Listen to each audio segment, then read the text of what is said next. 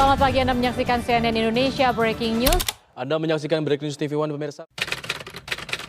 Hai warga sipil sekalian, aku Muhammad Dejan Rizky, mahasiswa aktif semester 3 Prodi Komunikasi dan Penyiaran Islam, Universitas Islam Negeri Raden Mas Said, Surakarta. Selain itu, aku juga seorang fotografer dan videografer freelance. Pada kesempatan kali ini, aku akan ngomongin sedikit tentang jurnalistik dan berita. Jurnalistik adalah pengumpulan bahan berita, pelaporan peristiwa, penulisan berita, penyuntingan naskah berita, dan penyajian atau penyebarluasan berita melalui media-media.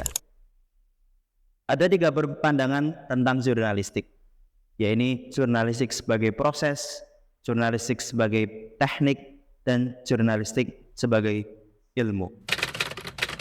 Yang pertama, jurnalistik sebagai proses, yaitu berupa aktivitas peliputan, penulisan, penyebarluasan info melalui media kepada publik. Yang kedua, yaitu jurnalistik sebagai teknik, berupa keahlian, penulisan, dan penyampaian dalam menyajikan berita. Yang ketiga, jurnalistik sebagai ilmu, berupa bidang kajian tentang pengumpulan informasi dan penyebaran melalui media massa.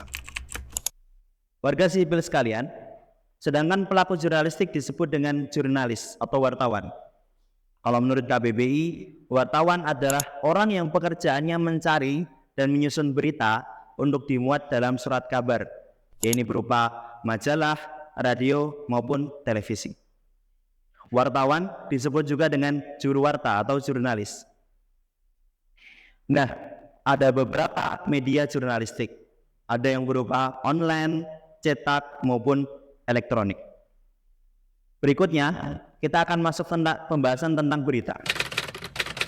Berita adalah informasi atau fakta yang diproses oleh jurnalistik dengan mengikuti kaidah-kaidah dan syarat-syaratnya. Nah, berita sendiri harus meliputi 2 hal, yaitu pertama, faktual, yang artinya sesuai fakta dan tidak mengada-ngada. Dan yang kedua adalah aktual, beritanya itu hangat dan baru saja terjadi. Warga sipil sekalian, selain itu berita juga harus mengikuti unsur-unsurnya, yaitu berupa 5W plus 1H. Yang pertama, yaitu what atau apa, digunakan untuk menjelaskan peristiwa yang terjadi. Yang kedua, where atau di mana, digunakan untuk memberitahu di mana sih lokasi peristiwa tersebut terjadi. Dan yang ketiga adalah when, ini berupa kapan, digunakan untuk menjelaskan waktu terjadinya peristiwa.